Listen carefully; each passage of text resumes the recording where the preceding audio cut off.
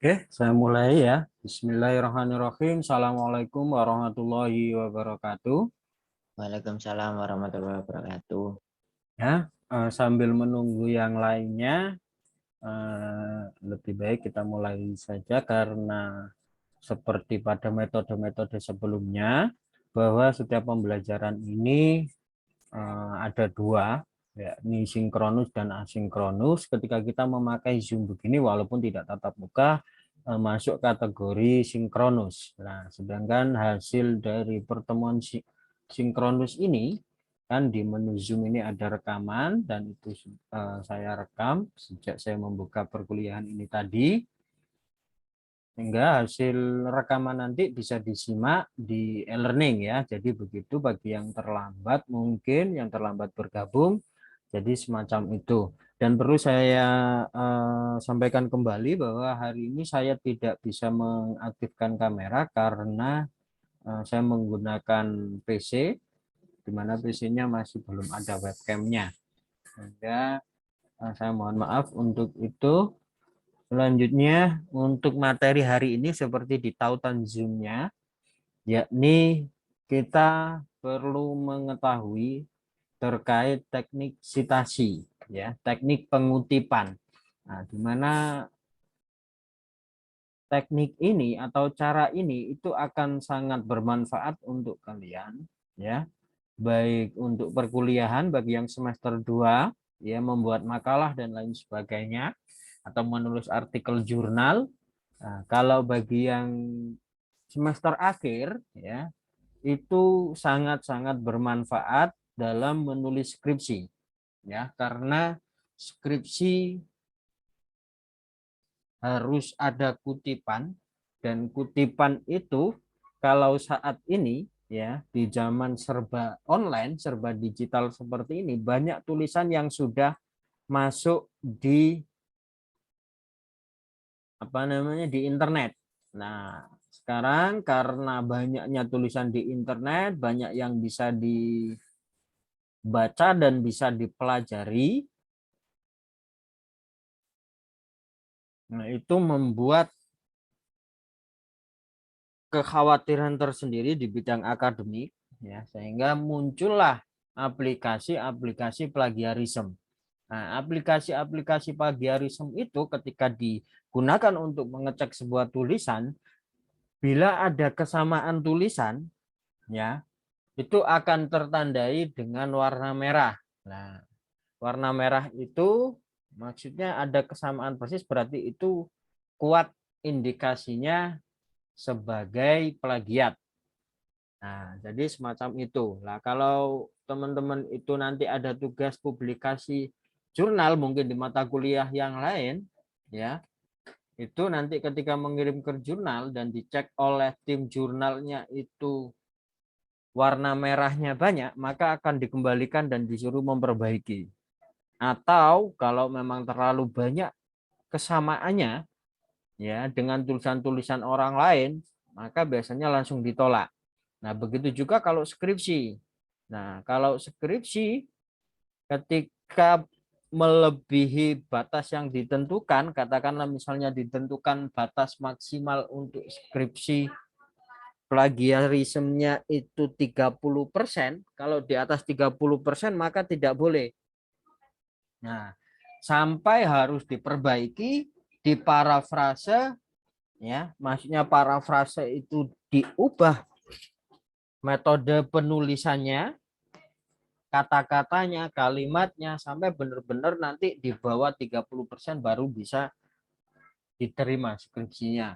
Nah, tentunya hal itu biasanya salah satu pengaruhnya, ya, itu karena ini. Share screen saya sudah muncul ya. Sudah, Pak. Nah, Sudah, Pak. dari teknik ini kutipan pada tulisan ilmiah, ya. Karena biasanya lulus SMA itu kebiasaan itu terbawa sampai kuliah, ketika ada tugas membuat makalah itu mengambil di internet, kemudian ditempel di tugasnya, lalu dipresentasikan kalau presentasi. Kalau memang tugasnya itu hanya mengumpulkan, maka langsung dikumpulkan. Nah, ya, itu kebiasaan dari SMA yang terbawa sampai kuliah. Ya, kalau di SMA, di SMK atau di MA dulu diperbolehkan dan tidak dipermasalahkan. Yang penting ada tugasnya, misalnya begitu. Nah, kalau di perguruan tinggi itu masih dibawa ketika skripsi atau ketika menulis karya ilmiah yang dipublikasikan itu akan ketemu dengan masalah. Nah, maka dari itu ini yang perlu diperhatikan oleh teman-teman, yakni cara membuat tulisan ilmiah khususnya pengutipannya. Ya. Jadi semacam itu. Lah bagaimanakah langkah-langkah dan penerapannya? Ya, yang pertama ini adalah ini 3 tahapan ini yang tidak bisa lepas bagi teman-teman. Ya, ini yang perlu diterapkan. Ya, yang pertama itu mencari hasil penelitian di Google Cendekia. Ya, sebuah skripsi, sebuah artikel itu akan dinilai kebaruannya itu sangat baik. Ya, ketika salah satu indikator citasinya atau yang dikutip itu hasil penelitian yang sudah terpublikasi berupa artikel, baik artikel nasional maupun internasional. Ya, itu yang pertama. Nah, kalau buku bagaimana, Pak? Nah, kalau buku itu boleh untuk rujukan utama, tapi untuk rujukan yang terbaru, ya, maksudnya ke buku itu kita pakai sebagai teori utama, teori untuk menganalisis permasalahannya.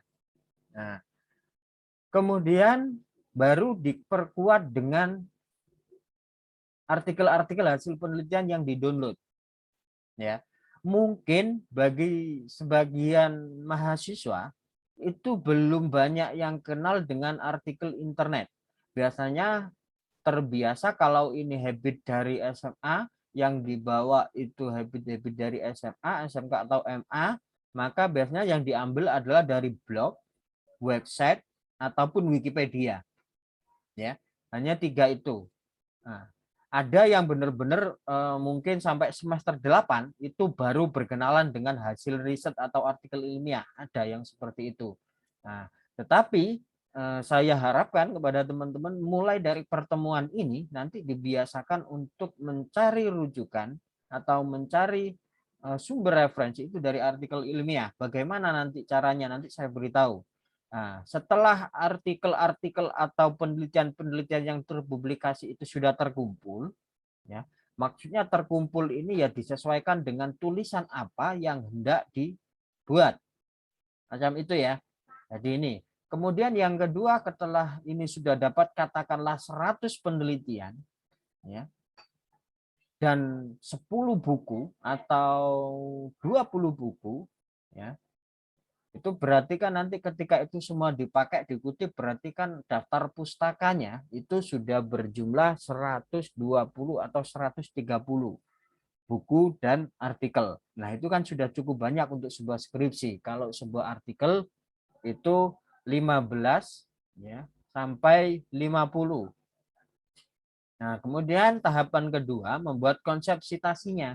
Nah, konsep citasinya ini mengikuti konsep dari kerangka tulisannya. Nah, kalau kerangka tulisannya itu bagian pertama itu latar belakang itu perlu mengungkap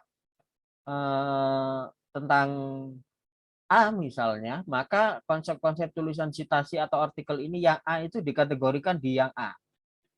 Kemudian untuk teori, mana kira-kira teori yang perlu saya gunakan? Nah, tulisan-tulisan yang tadi didapat di tahap 1 yang masuk ke kategori teori, baik itu yang utama maupun yang penunjang dimasukkan ke tahap 2.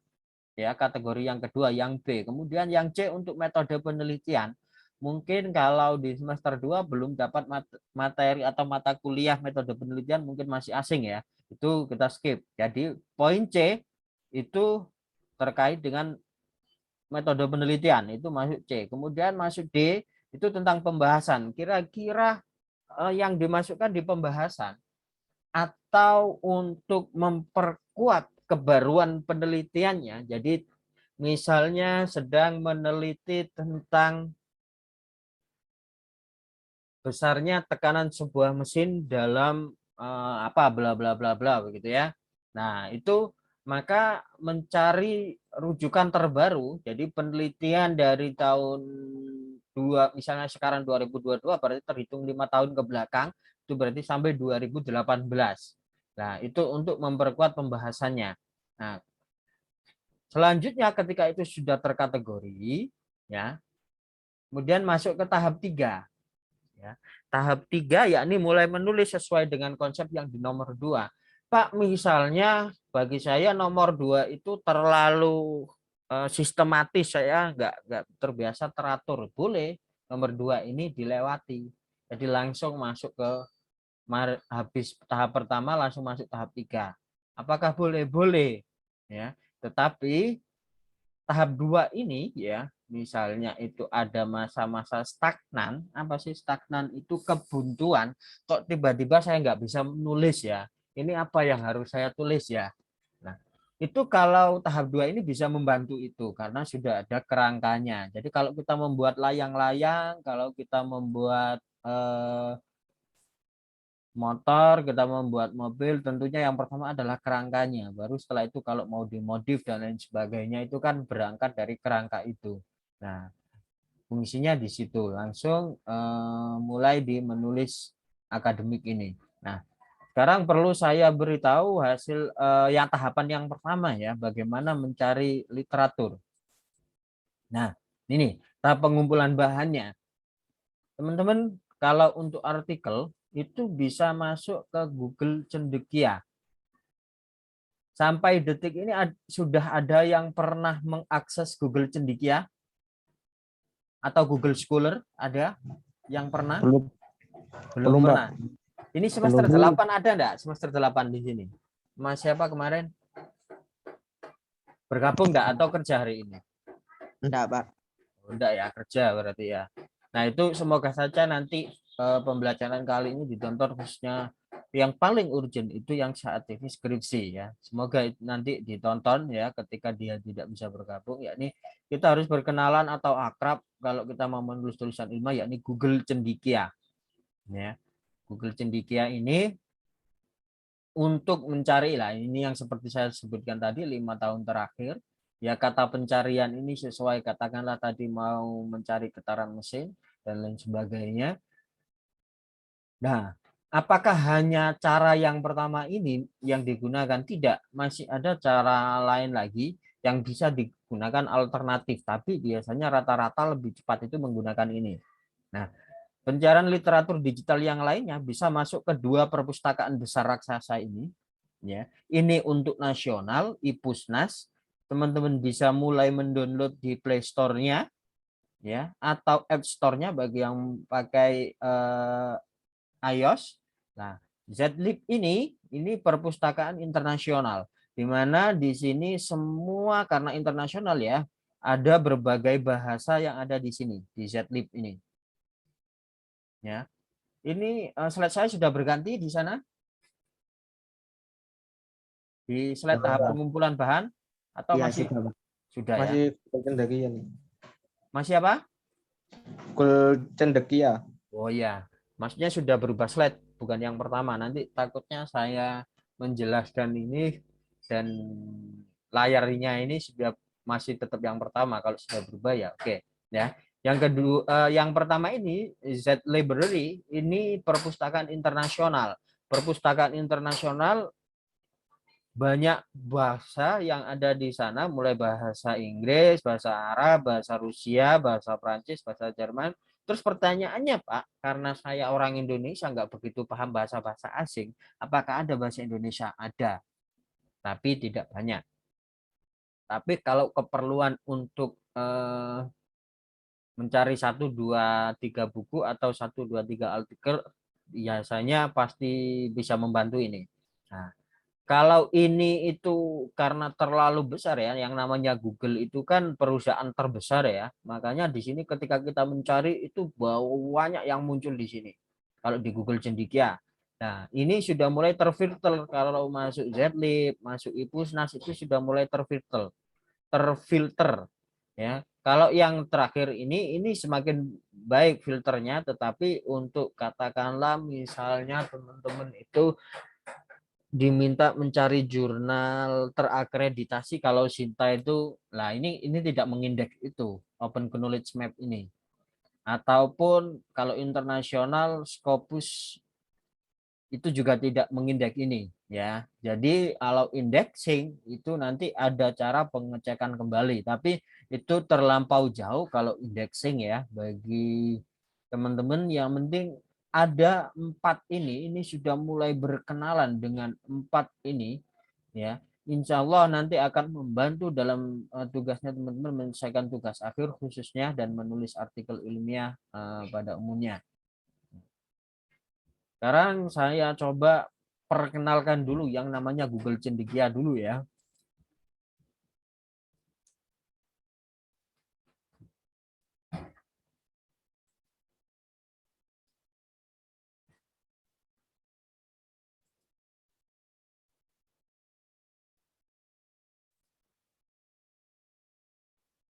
Nah, sudah keluar tangkap layar Google?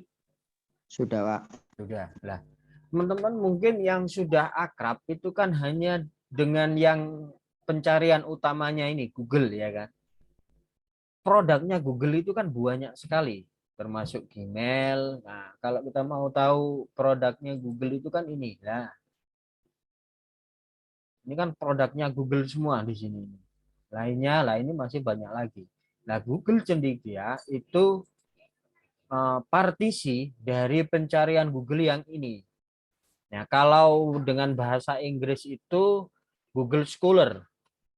Nah, kalau Google Scholar ini mayoritas yang keluar nanti masih jamak ya, masih banyak tulisan dari bahasa asing. Tapi kalau kita menggunakan sebenarnya sama istilahnya. Kalau Google Scholar itu untuk pencarian internasional, jadi Indonesia ada, Inggris ada, Perancis ada, itu Scholar ini masih sangat universal ya. Nah, kalau kita mau mencari ke tulisan Indonesia, maka kita masuknya ke Google Cendekia seperti yang saya sebutkan tadi lah. Ini kan Google Cendekia ini sejajar dengan ini karena seperti yang saya sebutkan tadi. Oke. Inilah yang namanya Google Cendekia. Ini adalah perkenalan pertama mungkin bagi teman-teman yang sampai detik ini belum tahu ya.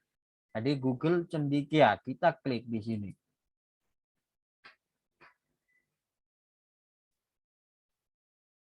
Nah, sudah muncul tampilan Google Cendekia? Sudah, Pak. Nah, misalnya Mas Diki mau menulis apa misalnya? Kita coba cari pencarian di sini, kata kunci. Mas Diki kalau mau menulis skripsi kira-kira atau menulis artikel mau menulis tentang apa?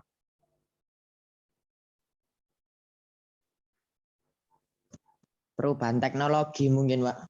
Perubahan teknologi kita masukkan ya. Nah, ini kan banyak ini macamnya kan. Nah, tapi kita buat yang utama seperti requestnya Mas Diki, kita coba cari di sini. Lah, ini sudah terfilter ya. Kalau teman-teman tadi nyarinya di Google ya, kita coba ngasih perbandingan ya. Saya kasih perbandingan. Saya bukakan baru. Ini yang Google biasa muncul. Muncul, Pak. Ini bukan Google Cendekia tadi loh ya, yang Google biasa ya. Ya. Oke. Perubahan teknologi. Nah, biasanya yang dipakai teman-teman kan ini. Nah, tampilan pencariannya ya. Ini yang pertama adalah merdeka.com. Seperti yang saya sebut tadi, apa itu merdeka.com? Ini adalah website. Ya. Biasanya kan teman-teman seperti yang saya buka di awal tadi, kebiasaan dari SMA, SMK, atau MA itu cenderung isi tulisannya dari website, blog, dan Wikipedia. Nah, ini karena menggunakan Google. Ya. Ini sampai halaman pencarian pertama kita cek ya. Yang pertama merdeka.com. Kemudian manajemen.uma.ac.id. Nah, ini juga website tapi website kampus. Kemudian kompasiana.com, website kampus. Ini websitenya Aceh, Provinsi Aceh, Sulawesi Selatan. Unida, ini kampus. Kompas, braille.com, .co.id, semua di sini di halaman pertama adalah website. Ya. Kalau kita menulis artikel ilmiah atau menulis skripsi, website ini akuntabel tulisannya masih sangat kecil. Ya. Jadi ketika pertanggungjawaban tulisannya itu masih kecil. Jadi valid dan tidak validnya itu masih kecil karena tidak ada legitimasi dari tulisannya. Nah, kalau di pencarian yang ini tadi, lah ini berbeda. Kita cek dari yang pertama, ini adalah hasil penelitian yang terbit di Jurnal Ekonomi dan Pendidikan tahun 2007. Kemudian penelitian yang kedua, Jurnal Sosioteknologi. Ya. Yang ketiga, penelitian yang terbit di Jurnal Ekonomi Syariah, Teori, dan bla bla bla. Yang keempat, ini liquidity, ini apa ini? Oh, ini hasil penelitian yang ada di website kampus di ITB. Ya. Kemudian ini mungkin bisa skripsi, bisa juga yang lain-lain ya. Core, nah ini dari Jurnal Ekonomi dan Bisnis, Jurnal Al-Bayan, Repositori Pertanian, lah ini biasanya hasil penelitian skripsi ataupun tesis atau disertasi kalau website kampus. Repositori itu berarti penelitian skripsi biasanya. Atau tugas akhir S1, S2, S3. Nah, yang selanjutnya Tauhid Dinomik, Journal of Islamic Banking. Yang selanjutnya Jurnal Teknologi. Yang terakhir di halaman pencarian halaman pertama Jurnal Ilmiah Infocam 2019. Nah, ini masih banyak artikel yang relate ya, yang masih keterkaitan sampai 10 bahkan sampai berikutnya ini masih banyak. Ya. Itu. Jadi apa bedanya kalau kita mencari di Google umum? Nah, ini website-website masih campur ya. Entah nanti di halaman yang keberapa baru muncul penelitian. Misalnya saya klik yang di Google biasa ini di halaman 10. Nah, halaman 10 lah baru ini hasil penelitian baru muncul satu.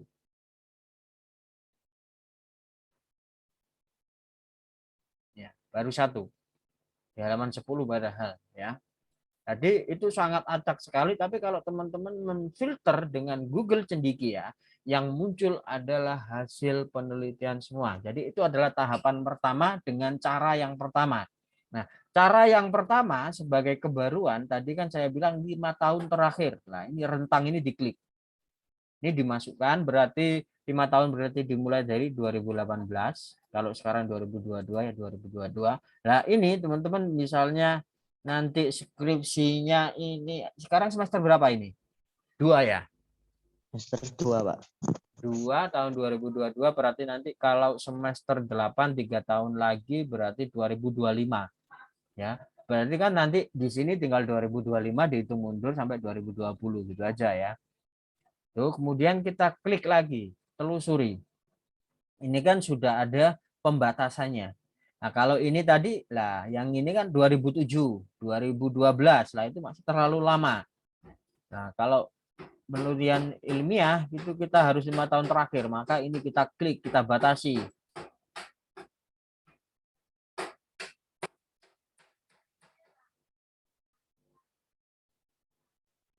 Nah, ini sudah berubah lah. Ini 2019 yang pertama. Sudah tahun-tahun kita cek ya dari halaman yang atas ini 2019, 20, 21, 2019, 2019, 2018, 18, 20, 2019. Jadi di halaman semua ini sesuai dengan rentang waktu ini. Ya. Itu cara yang pertama. Cara yang pertama coba cara downloadnya bagaimana? Bagaimana Pak ya? Saya beritahu, kita tinggal klik aja. Klik.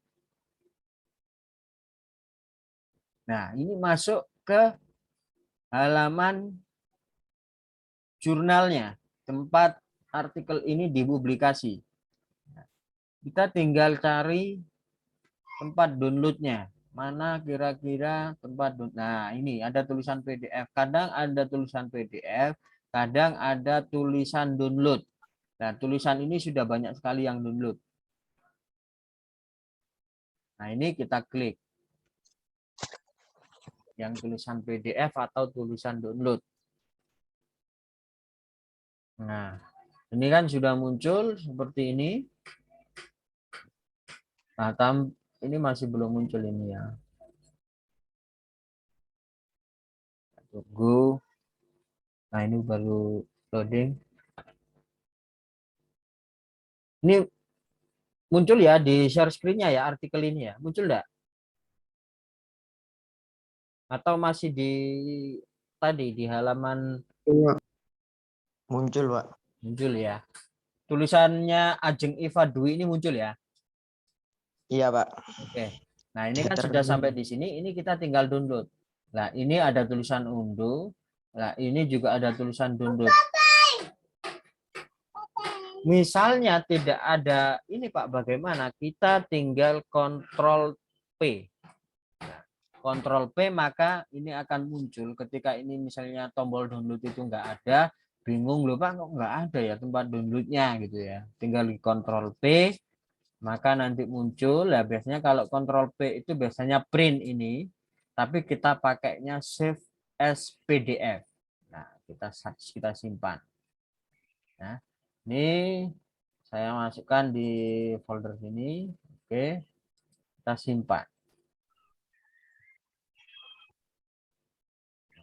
Itu sudah satu.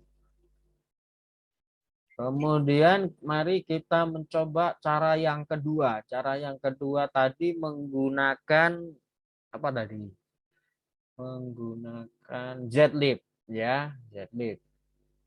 Kita ketik sini zlib. Oke.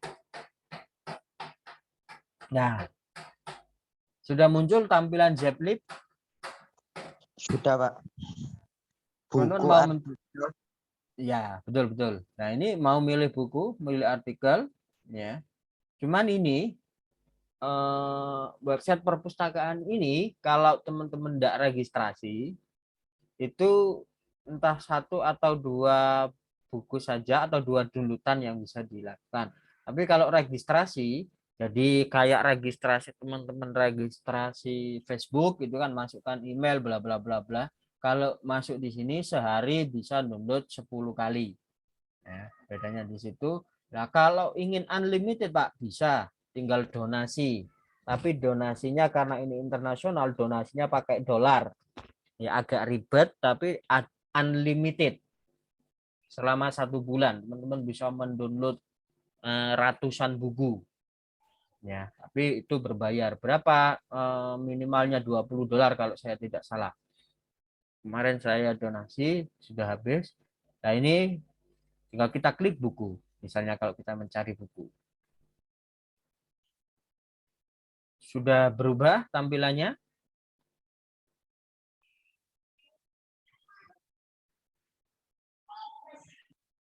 Sudah, Pak.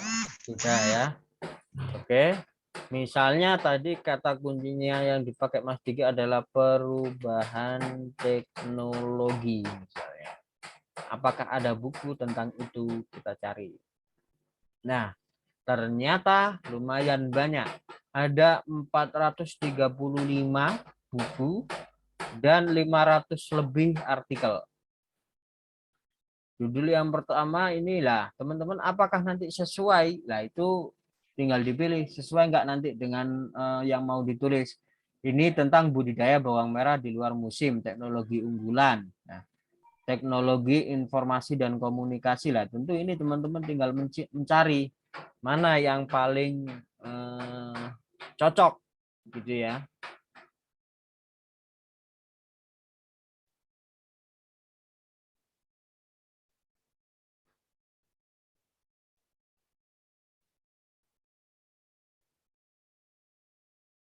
Nah, ini bahasa Danish. Oh, ada ya bahasa Danish, bahasa apa ya?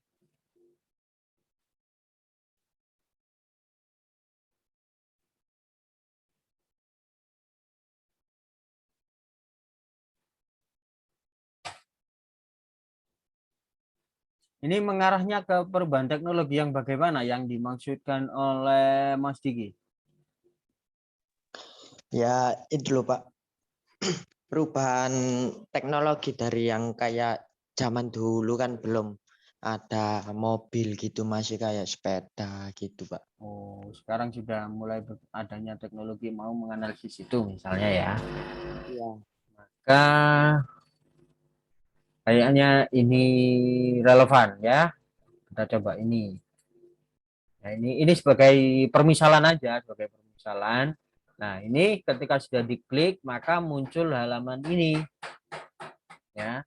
Ini buku terbitan tahun 1997. Nah, makanya tadi kalau saya menyatakan kalau buku apakah juga harus yang terbaru, tidak. Karena buku itu belum tentu di tahun 2022 ada yang menulis buku tentang itu. Nah, misalnya buku ini kan hanya tahun 97. Coba kita download. Nah, ini sudah terdownload, tapi ini sudah muncul pemberitahuan karena saya tadi kan tidak registrasi. Nah, ini sudah muncul pemberitahuan terbatasnya, nanti akan muncul topik-topik yang lain. Nah, kalau ini kan help our moderator to check the file. Oh, disuruh ngecek apakah bagus atau tidak bukunya. Nah, itu teman-teman bisa mengisi, bisa tidak ya. Survei. Nah, ini kan proses download. Kita abaikan dulu sampai selesai. Kita masuk ke cara yang ketiga. Pakai aplikasi iPusnas. iPusnas ini websitenya Perpustakaan Nasional Indonesia yang ada di Jakarta ya. Nah, ini website ini. Nah, ini menariknya karena ini orang Indonesia, perpustakaan Indonesia, seperti yang saya sebutkan tadi, itu bisa diinstal di HP-nya teman-teman iPusnas. Ya. Ini tapi modelnya yang namanya perpustakaan ini pinjam. Lu pinjam buku gimana Pak kok online ya, berupa PDF, hanya akses baca. Ya. Itu untuk menambah wawasan dan lain sebagainya. Tapi kalau untuk mengerjakan skripsi atau artikel ilmiah kurang begitu enak karena kita tidak dapat filenya, sehingga itu sangat terbatas. Nah, ketika kita gunakan ngutip hari ini misalnya ternyata 1 minggu tulisannya nggak selesai, nah buku itu kan sudah hilang, mau dipinjam lagi misalnya minggu depannya ternyata sudah banyak yang minjam, nggak bisa minjam lagi, lah itu keterbatasnya di iPusnas. Teman-teman bisa download iPusnas di HP-nya masing-masing. Terus sekarang cara yang ketiga. Oh, ini kebetulan ada ya. Open Knowledge Map. Nah, ini dia. Sudah muncul? Sudah Pak. Oke, coba saya klik ya, biar tahu nanti tampilannya.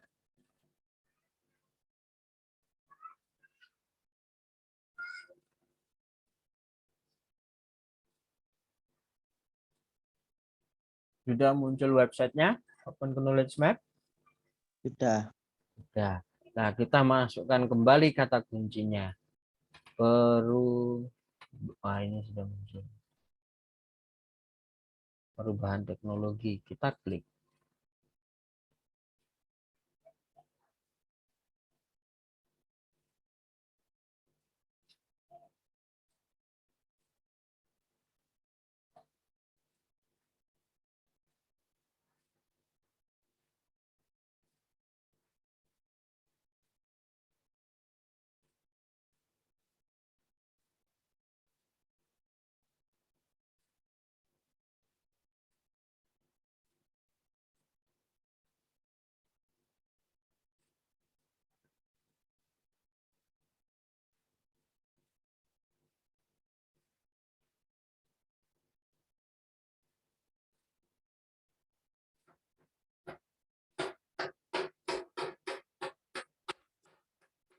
Nah, masih loading agak lama.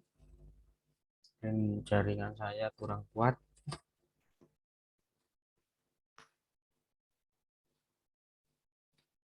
Nanti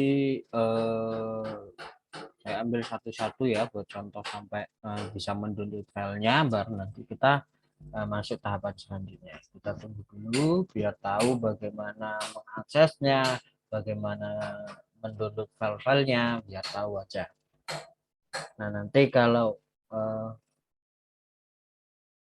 butuh ya tinggal rekamannya nanti diputar ulang.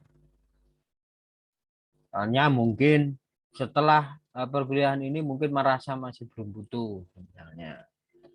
Baru tiba-tiba nanti kalau mau menulis, oh ingat.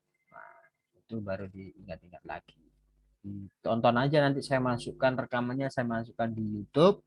Nah, nanti kan bisa ditonton ulang suatu ketika.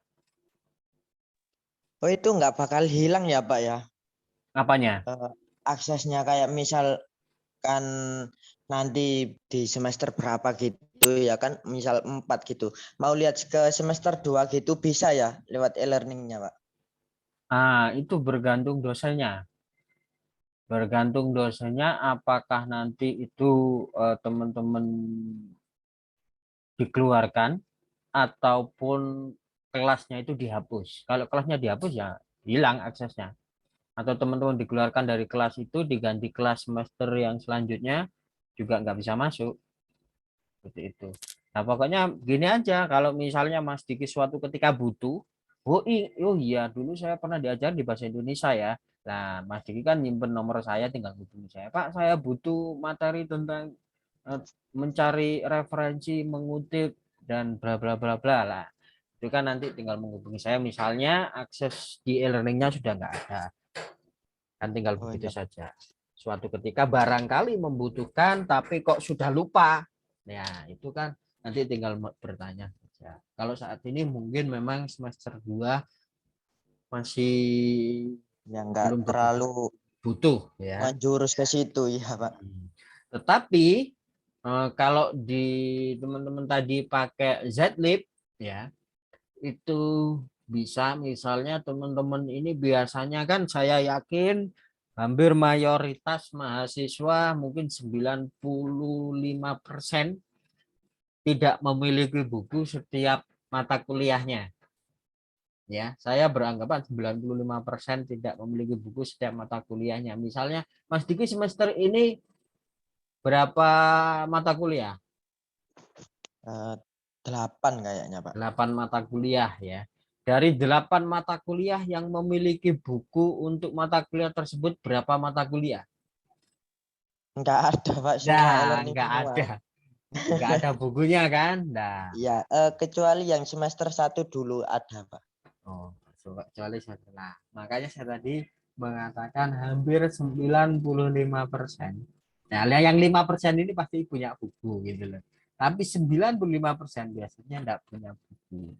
Nah, tapi kalau sudah berkenalan dengan Zlib ini, ya, Mas Diki dan teman-teman sudah bisa mencari setiap mata kuliahnya itu dicarikan bukunya di Zlib.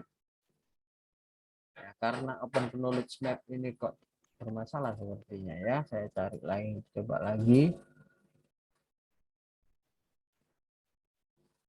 Oh, sorry ini tadi Out Digital Education. Oh, tidak ada ya.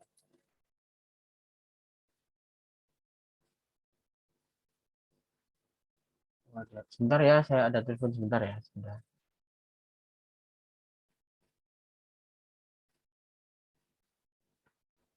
Halo, assalamualaikum.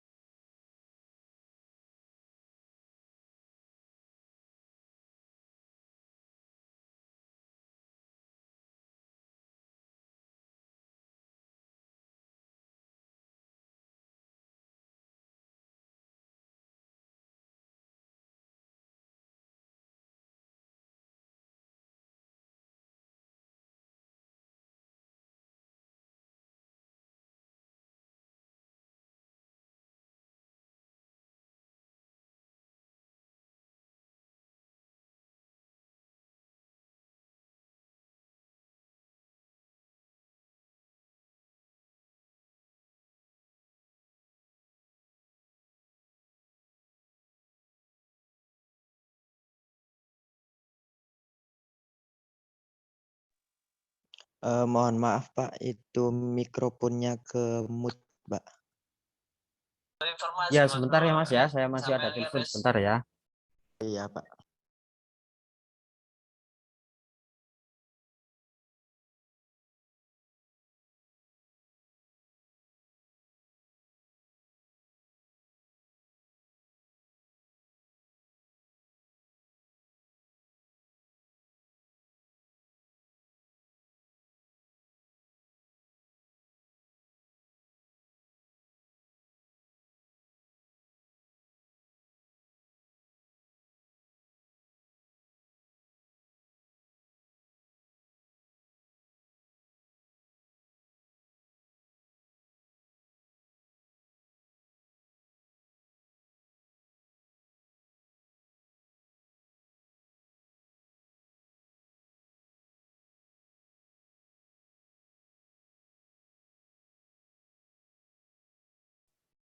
Oke, mohon maaf, tadi ada telepon dari pengacara.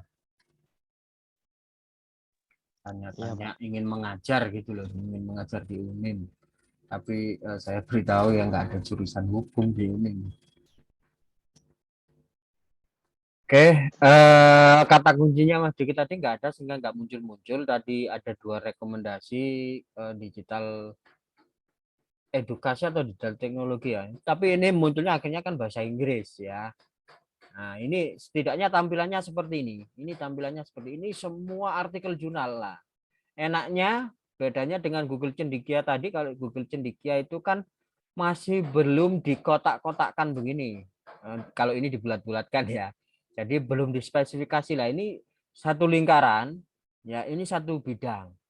Nah, kalau tadi kan saya menyarankan untuk menulis ilmiah, kalau yang A untuk latar belakang apa dibuat kategori sendiri lah. Kalau di Open Knowledge Map ini sudah dibantu mengategorikan, ya.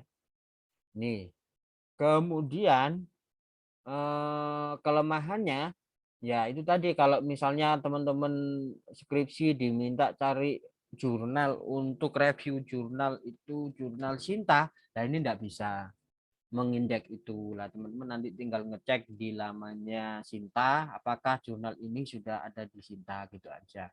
Nah, tidaknya ini langkahnya ya karena di bahasa Indonesia kata kunci bahasa Indonesia tadi nggak ada, tapi apakah ada artikel yang sesuai dengan perubahan teknologi? Coba kita cek walaupun ini berbahasa Inggris. Bisa ya bahasa Inggris teman-teman, bisa. Ya nggak begitu sih Pak. Itu tapi kenal ya. Oke lah kita conceptualizing digital literacy. Oh, ini digital sustainable education, ini lebih ke pendidikan, digital tool and social science education.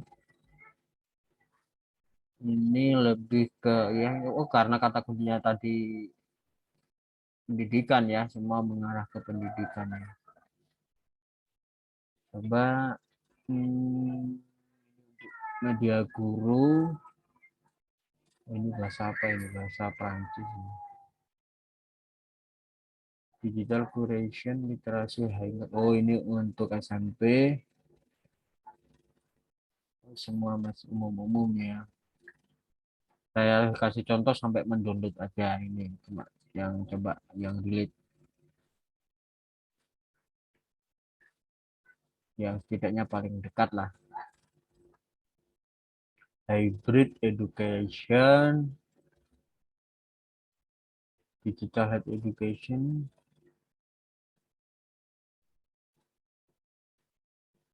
systemic review by digital.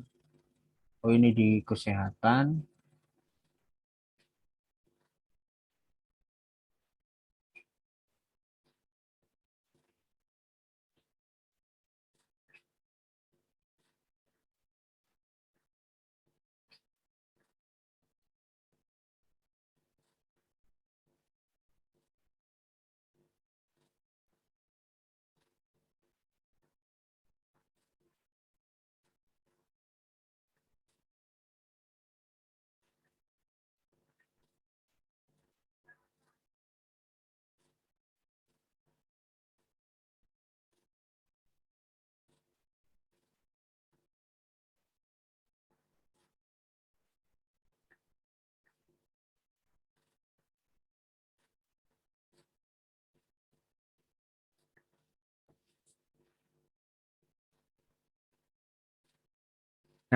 Ini yang paling relate ya.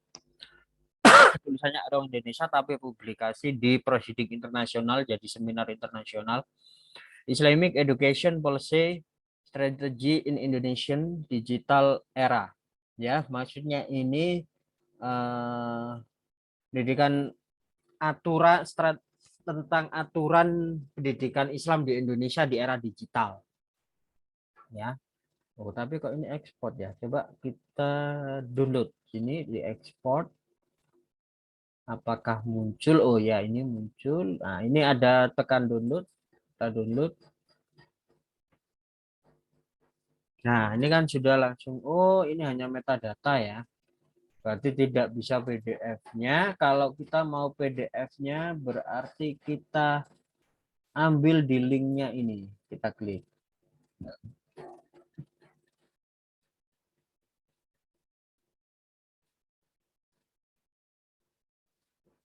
Metadata BIP ini untuk aplikasi pengutipan. Ya, nanti saya jelaskan di bagian selanjutnya. Ini sudah pukul 10.22. Nanti kita sampai pukul berapa ya? Tadi jam 10 menit lagi. Nah, ini kan sudah masuk ini Islamic Education Policy Strategy in Indonesian Era Digital ini ya. Gini kan ada PDF, kita klik, caranya masih sama. Ini muncul ya website ini ya. Muncul, Pak. Oke, kita klik.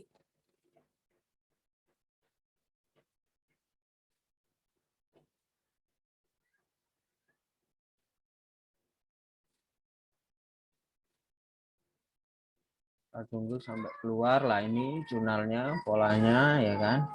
Nah, kita download. Ini sama seperti tadi. Kalau nggak ada tombol download, nggak ada tombol ini, kita kontrol P.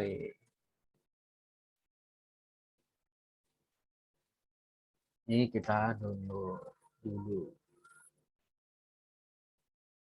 Ini sudah proses download. Tunggu sebentar. Ya nanti saya bisa memberi contoh pengaplikasian pengutipannya.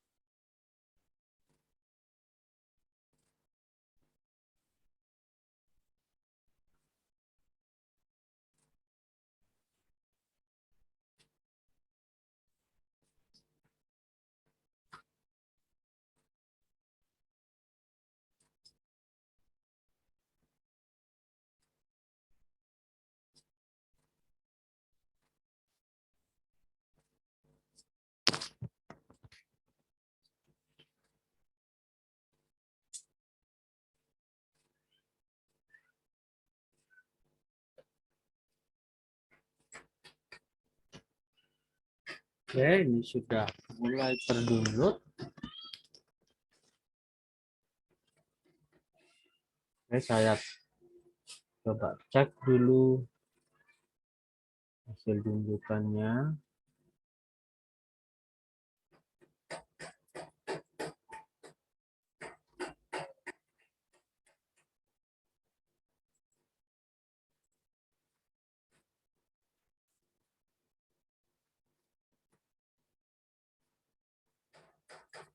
Nah, tidaknya masing-masing 4 tadi sudah ketemu.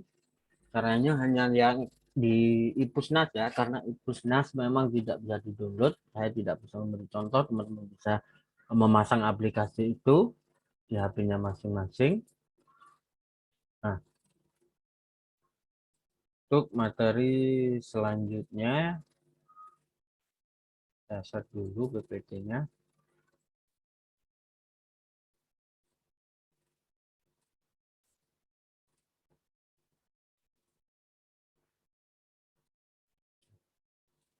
Ini sudah muncul PPT-nya. Sudah, Pak.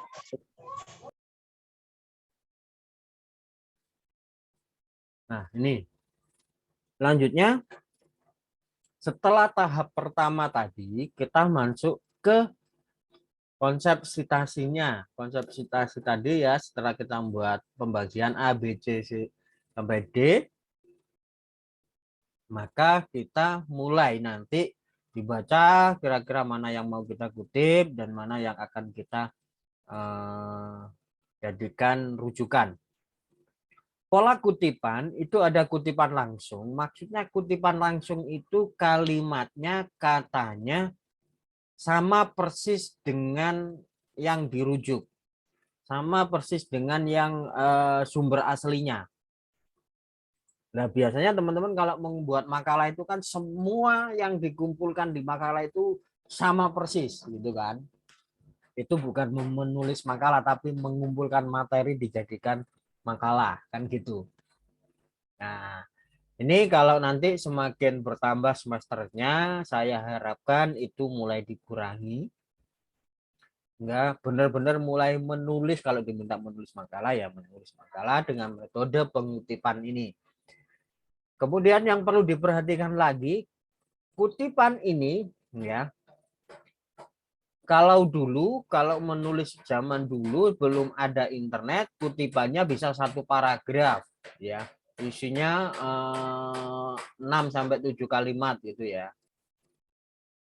Tapi kalau sekarang di zaman internet, di zaman perubahan teknologi, kalau katanya Mas Diki tadi, perubahan teknologi adanya internet, itu sudah tidak relate lagi.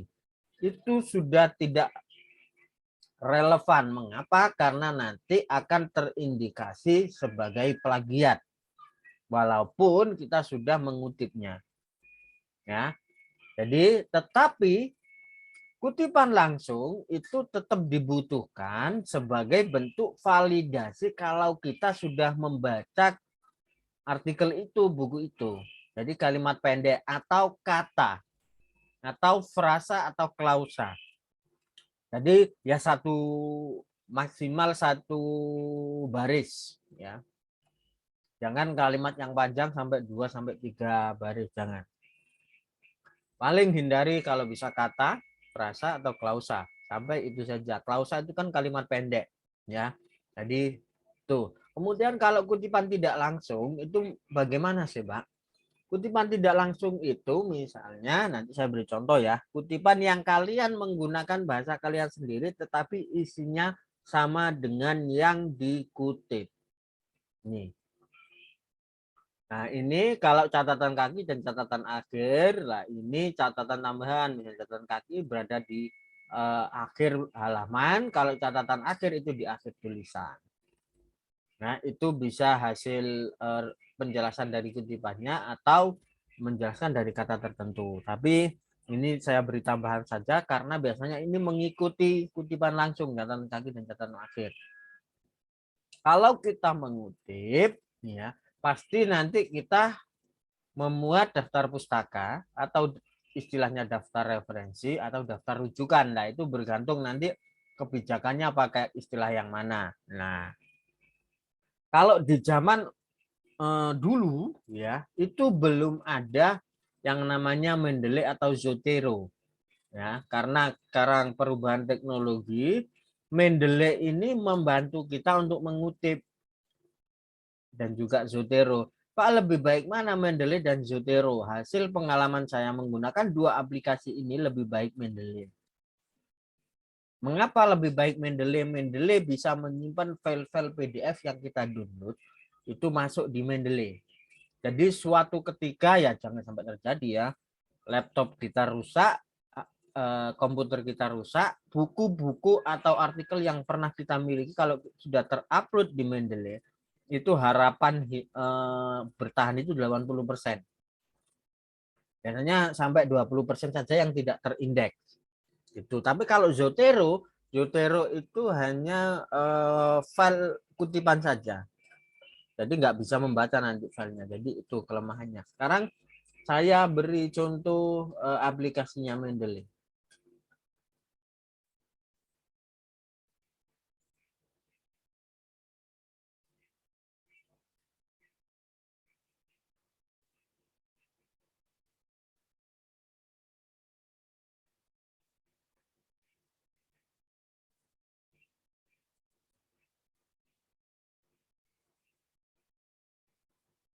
Nah, sudah muncul Mendeley saya?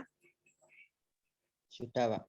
Nah, ini kalau saya sudah menginstal. Nah, teman-teman kalau belum menginstal, ya saya menyarankan mumpung belum lupa setelah mata kuliah ini, karena nanti kalian tetap akan terbantu sekali dengan Mendeley karena nggak manual. Nah, ini langsung di-download. Ya, cari di Google Mendeley for Windows kalau pakai Windows, kalau pakai Apple ya for Mac kayak gitu ya. Nah, ini gunakan seri rendah karena ada seri baru. Kalau seri baru itu nanti nggak bisa terpasang biasanya buat ngutip. Nah, terus cara installnya bagaimana? Saya yakin kalau zaman kekinian itu sangat mudah mempelajari. Cari di YouTube juga banyak tutorialnya. Kita tunggu dulu ini sampai selesai. Ini jangan diinstal ya. Diinstal juga boleh untuk web ini versi web. Karena saya juga sudah menginstal maka note dong.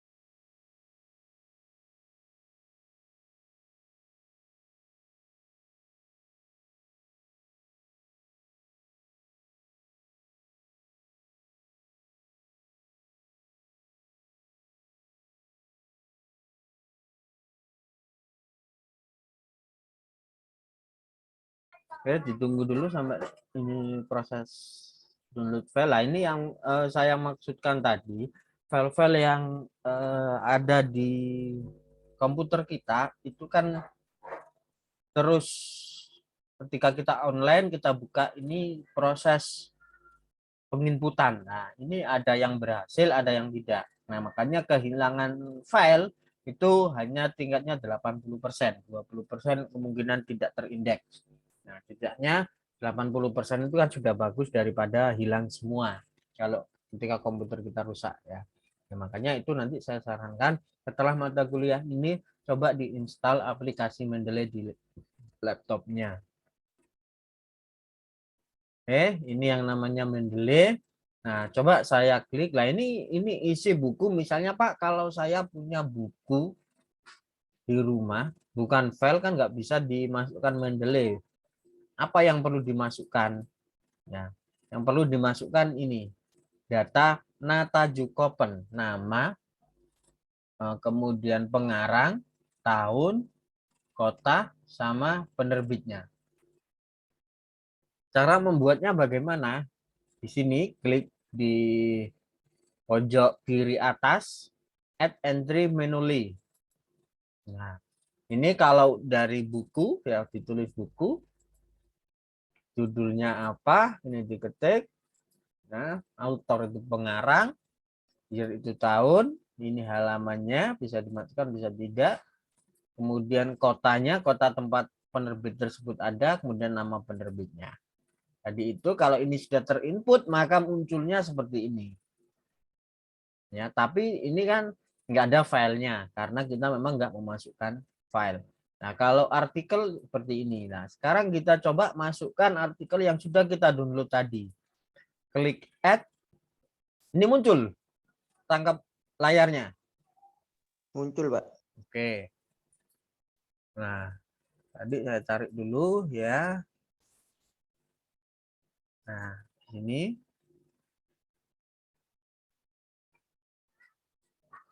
Nah, ini kan materi yang kita dapat tadi. 2 sama 3 ini apa tadi? Oh, ini tadi jurnal 1. Kita open.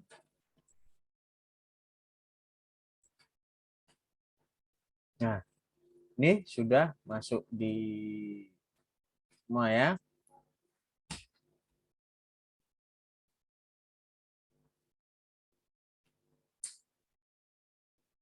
Biar nanti kita nggak bingung.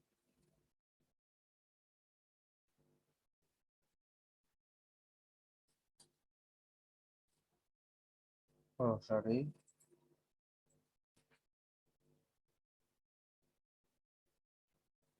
Oh, nggak bisa ya dibuatkan folder langsung.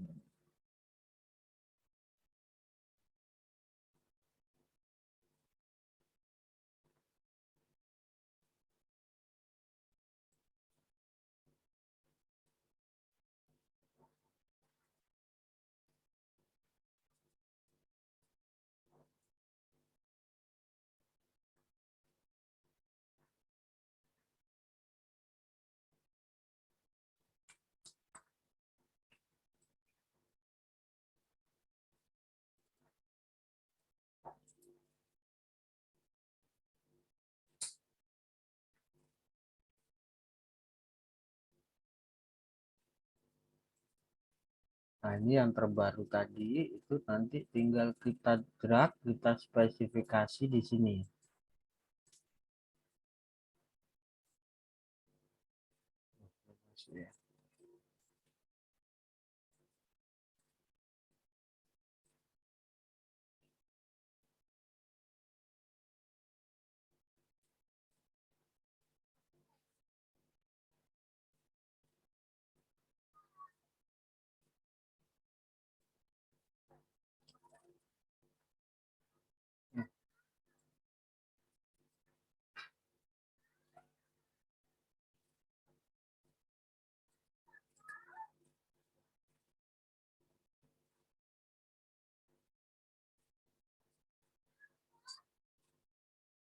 Ini mungkin karena masih loading ya.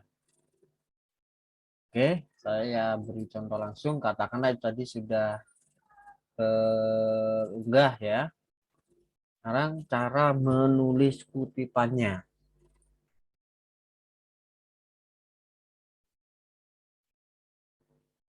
Saya bukakan Word dulu.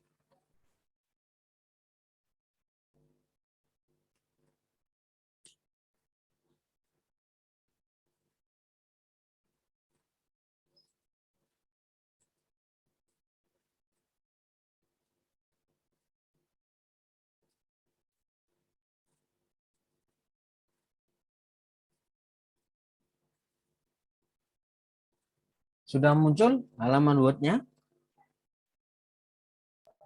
Sudah, Pak. Oke. Ya, katakan kita memulai membuat tulisan.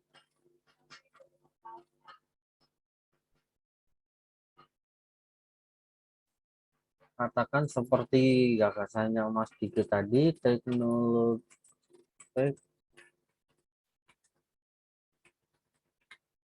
perubahan teknologi ya.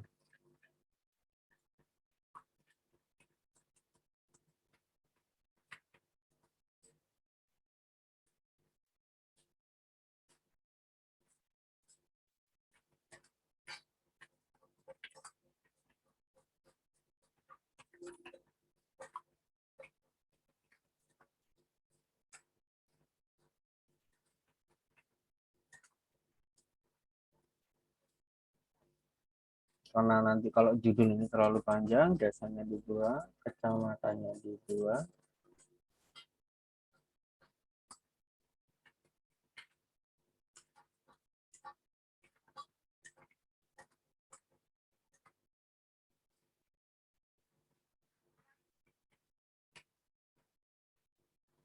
Nah, misalnya Mas Diki mau menulis tentang ini.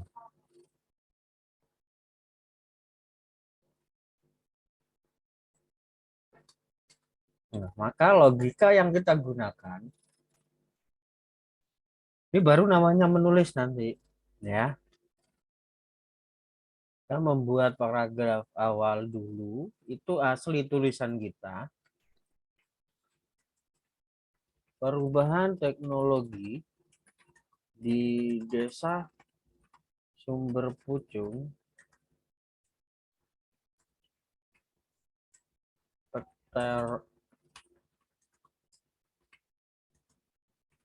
mengalami banyak perubahan dari masa ke masa.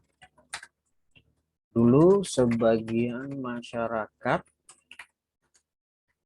tidak mengenal bahkan menolak adanya teknologi di dalam kehidupannya. Namun sesuai perubahan zaman, masyarakat ini sudah mulai menerima adanya teknologi. Hal itu karena teknologi bisa membantu mempermudah aktivitas sehari-hari. Nah, misalnya itu begini, kemudian kita perlu mengutip selanjutnya, maka kita, nah kalau sudah terinstall di Word-nya nanti muncul ini. Nah, ini pilih dulu ya. Ini biasanya pakai apa? Nah, kalau di Word aja juga ada stylenya apa gitu ya. Pakai Word juga bisa sebenarnya, tapi lebih enak pakai Mendeley. Jadi insert. Nah, ini kita masuk ke Mendeley-nya tadi, go to Mendeley. Tadi masih loading ya, masih proses. Maka misalnya tadi yang pertama all document,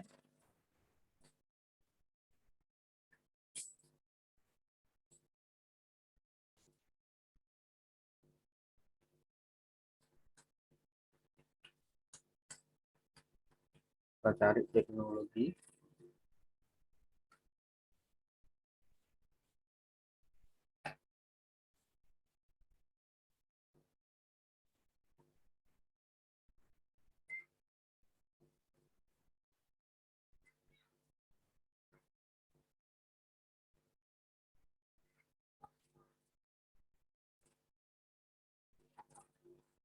Saya ambil contoh sembarangan aja ya. Kan tidak terserah. Nah, ini misalnya ini tulisan ini tadi, tulisan ini misalnya yang di-download tadi, pengembangan media pembelajaran audiovisual misalnya. Nah, ini nah kita baca, terus kita mau mengutip mana? Misalnya data ini mau kita kutip, beberapa penelitian menemukan bahwa penggunaan media audiovisual juga penggunaan CTL dalam proses mampu membuat motivasi siswa dalam belajar menjadi meningkat, misalnya ini. Nah, misalnya ini di copy.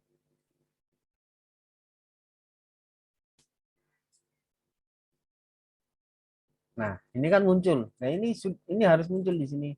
Nah, kemudian yang tadi kita paste di sini. Nah, ini kan bahasa yang namanya kutipan langsung kalau ini. Ini kutipan langsung. Kutipan langsung itu ada tanda petik.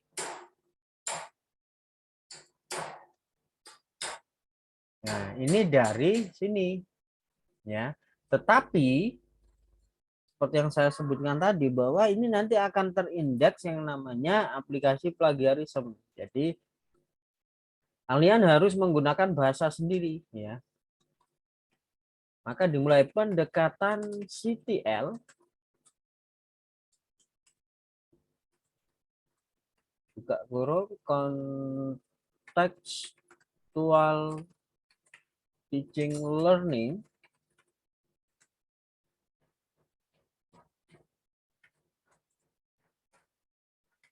dari hasil penelitian menunjukkan adanya signifikansi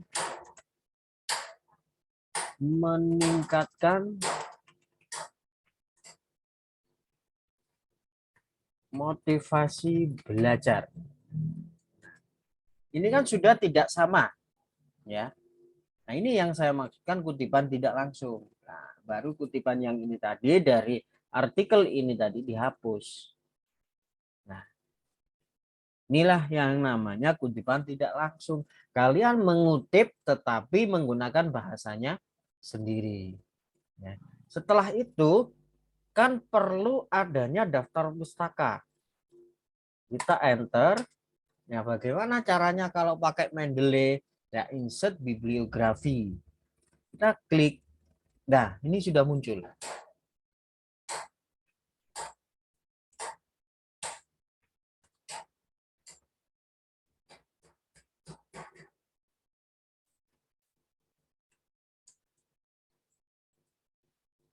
Nah, kan otomatis ini. Kita tidak perlu mengetik lagi nama, tahun, judul. Nah, ini sudah secara langsung. Nah, itu kalau kita pakai aplikasi Mendeley. Ya, banyak manfaatnya. Jadi itu teknik penulisan kutipan langsung dan kutipan tidak langsung. Kalau kutipan langsung tadi itu langsung ditempel plek sama persis diberi ini. Caranya citasi dulu, masuk ke Mendeley seperti tadi, kemudian insert bibliografi. Juga seperti itu. Ya. Ada yang ditanyakan tahapan penulisannya dari awal sampai teknik aplikasinya, teknik penerapannya?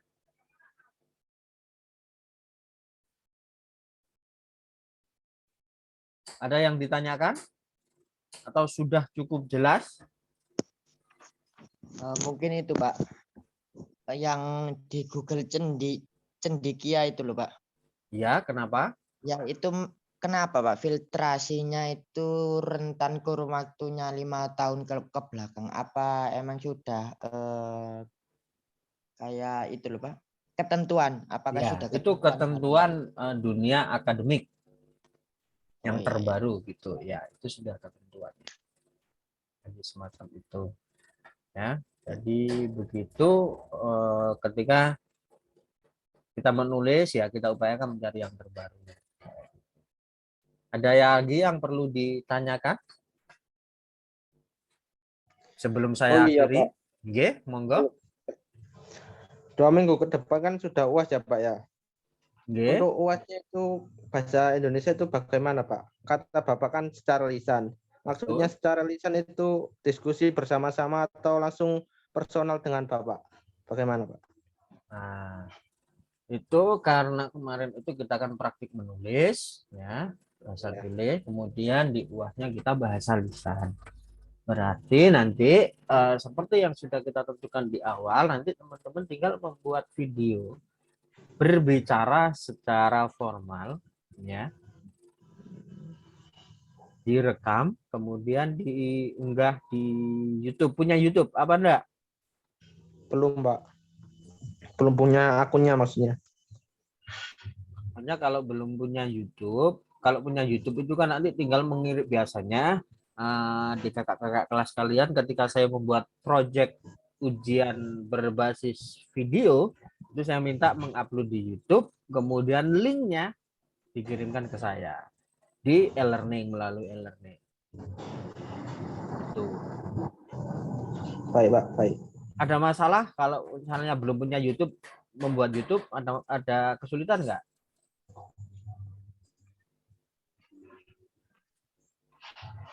Nggak ada ya, gampang ya buat YouTube ya. Ya Pak. Masalahnya kadang terpotong Pak videonya itu Pak. Kalau mengirimkannya itu Pak. Maksudnya? Ya filenya itu loh kebesaran maksudnya. Dikirim Kalau ke? kirim ke YouTube itu ya. Kadang-kadang videonya itu terpotong Pak. Enggak lah. Video kuliah saya ini kan selalu saya masukkan YouTube toh. Ini hampir 1 jam lebih loh.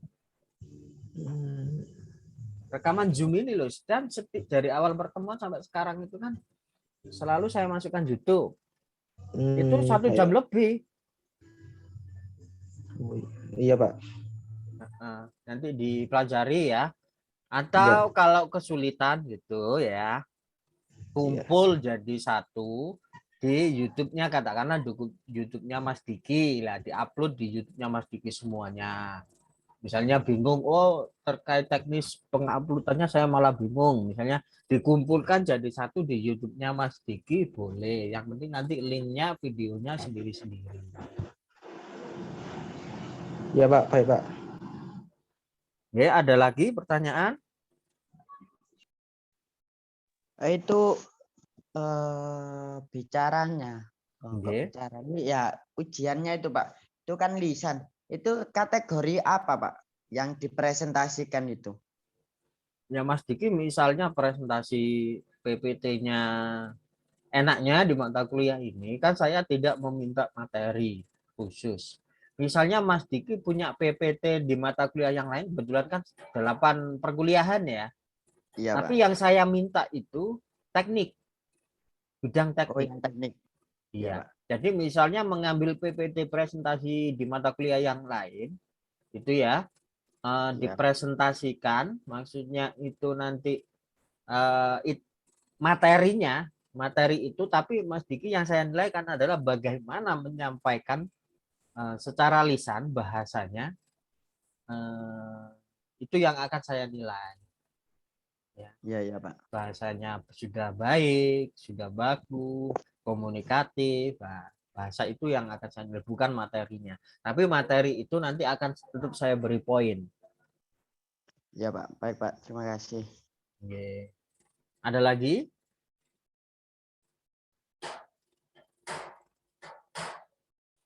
Baik, kalau memang sudah tidak ada pertanyaan, berarti pertemuan bisa kita akhiri. Agak molor sedikit ya, molor banyak ini kayaknya tadi. Karena untuk merampungkan materi, setidaknya itu perlu saya sampaikan penekanan-penekanannya. Kalau dulu belum era digital, saya tidak menyampaikan teknik bagaimana agar tidak sampai terdeteksi plagiarisme. Nah, tapi kalian mulai sekarang itu diterapkan, karena sekarang nanti kalau kalian lulus itu ada artikel yang perlu dipublikasi ke jurnal atau mengikuti seminar, itu syarat lulusnya. Jadi kalau teman-teman nggak terbiasa itu nanti nggak lulus-lulus hanya karena itu. Nah, makanya ini nanti diingat-ingat, ini nanti saya simpan di YouTube, saya masukkan di e-learning, barangkali suatu ketika butuh teman-teman bisa menontonnya kembali. Nah, kalau takut nanti lupa ya, maka nanti bisa menghubungi saya kembali terkait materi ini, entah nanti 3 tahun ke depan ketika mengerjakan skripsi. Nanti akan saya kirimi link ini, atau bisa langsung subscribe di YouTube saya, dosen nyentrik itu, sehingga nanti teman-teman bisa langsung meluncur ke sana melihat kembali materi yang saya sampaikan hari ini. Oke, itu saja. Semoga pertemuan hari ini bisa bermanfaat dan terus diterapkan sampai nanti bisa membantu skripsinya, penulisan jurnalnya. Bila ada salah kata, saya mohon maaf. Saya akhiri. Wassalamualaikum warahmatullahi wabarakatuh. Waalaikumsalam warahmatullahi wabarakatuh. Waalaikumsalam warahmatullahi wabarakatuh.